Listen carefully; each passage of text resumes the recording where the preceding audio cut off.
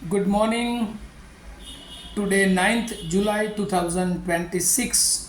Wisdom of word of God morning ડિવોશનમાં આપ સર્વનો ફરી આવકાર કરવામાં આવે છે અને પ્રેમી સલામ પાઠવવામાં આવે છે. ઘણા લાંબા સમય ડિમિનના અભ્યાસમાં બિઝી હોવાને કારણે મોર્નિંગ ડિવોશનમાં આપણાથી મળી શકાયું નહીં, પણ ફરી એકવાર આપણે મોર્નિંગ ડિવોશનમાં મળી શક્યા છે, માટે પ્રભુનો આભાર. ઘણા બધા લોકોના ફોન કોલ ને મેસેજ વિડીયોના માટે, આપ સર્વના ઉત્તેજનને માટે, અને આપ નિયમિત રીતે આ મોર્નિંગ ડિવોશનનો ઉપયોગ કરો છો પ્રભુના વચનો સાંભળવાને માટે અને આત્મિક જીવનનો વૃદ્ધિ પામવાને માટે. આપ સર્વનો હૃદયના ઊંડાણથી પ્રભુના સેવક તરીકે હું આભાર માનું છું.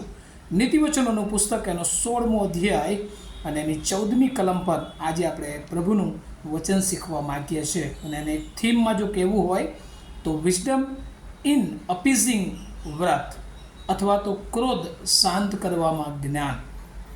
નીતિવચન 16મો અધ્યાય અને એની 14મી કલમ આ પ્રમાણે કહે છે, રાજાનો કોપ યમદૂતો જેવો છે, પણ સાણો માણસ તેને શાંત પાડશે. બીજા અર્થમાં જ્ઞાન એ ક્રોધને શાંત કરે છે. અને આજે આપણે જોઈએ છીએ કે જીવનમાં એ એક સામાન્ય બાબત ક્રોધ આપણને ઘણીવાર લાગે છે, પણ ક્રોધ એ જાણે કે બહુ જ ભયંકર બાબત એ આત્મિક જીવનને માટે એ બની શકે છે. એટલે પ્રોવર્બ્સ ચેપ્ટર 16 વર્સ 14 એ પ્રમાણે કહે છે, a king wrath is a messenger of death, but a wise man will appease it. અને એટલે કહે છે કે જે ક્રોધ છે એ જાણે કે રાજા કોઈ મેસેન્જરને મોકલે, અને એ મેસેન્જર એ જે કામ સોંપ્યું હોય એ પૂરું કરીને આવે, એવું ક્રોધનું એ જાણે કે બાબત હોય છે. કે ક્રોધ જ્યારે હંમેશા આવે છે ત્યારે નુકસાન વળીને આવે છે. પહેલો રાજા 2 અધ્યાય અને એની 25મી કલમ જો આપણે જોઈએ તો ત્યાં સુલેમાન ના મેસેન્જર તરીકે બનાહ્યાને એ મોકલે છે, અને એ યોયાબને મારી નાખીને આવે છે. અને એટલા માટે ક્રોધ એ બહુ નાનો હોય પણ એ પાપને જન્મ આપે છે.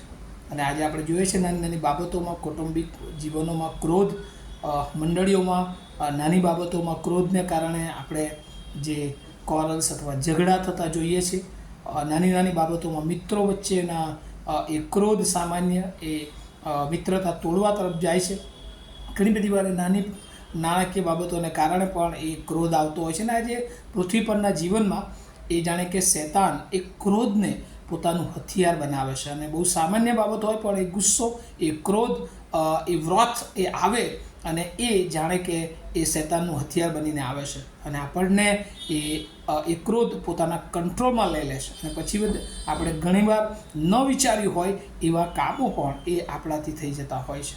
પણ બાઇબલ કહે છે કે જે માણસ પ્રભુની ઓળખમાં છે, ફિયર ઓફ ગોડ, દેવની બીક, કે જેને જ્ઞાની માણસ તરીકે ઓળખવામાં આવે છે. અને અહીંયા બાઇબલમાં લખ્યું છે, but a wise man will appease it. અને એટલે પણ સાણો માણસ તેને શાંત પાડે છે. જે જ્ઞાની છે, જેને પ્રભુની ઓળખ છે, એ કોઈ સામે ક્રોધ કરે તો એ પોતે ક્રોધ ન કરતા એને શાંત પાડવાનો પ્રયત્ન કરે છે.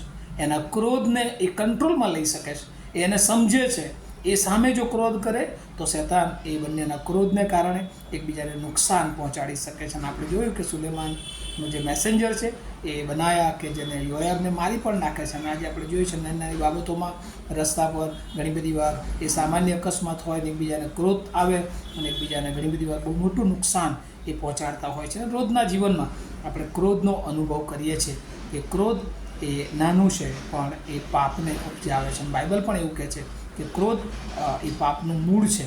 અને એટલા માટે એ શરૂઆત એ કરી આપે છે પાપની, અને પછી ધીમે ધીમે એ ક્રોધના કંટ્રોલમાં એ માણસ આવી જાય છે. અને એટલા માટે પૃથ્વી પર આત્મિક જીવન જીવવા માટે હંમેશા પોતાના ક્રોધને એ કંટ્રોલમાં રાખવાની જરૂર છે. પ્રભુ ઈસુ ખ્રિસ્તને પણ સાહજિક રીતે માણસ છીએ, અને એટલે ગુસ્સો આવે પણ એ ગુસ્સો એ પરમ સીમાએ ન પહોંચે એ આપણે હંમેશા એ ધ્યાન રાખવાનું હોય છે. નહીં તો ગુસ્સા દ્વારા પણ એ શૈતાન આપણા જીવનને પ્રભુથી દૂર લઈ જઈ શકે છે. અને આ વાતો પ્રભુ આપણને આજે સવારે શીખવા માગે છે. શું આપણા જીવનમાં એ ક્રોધ છે?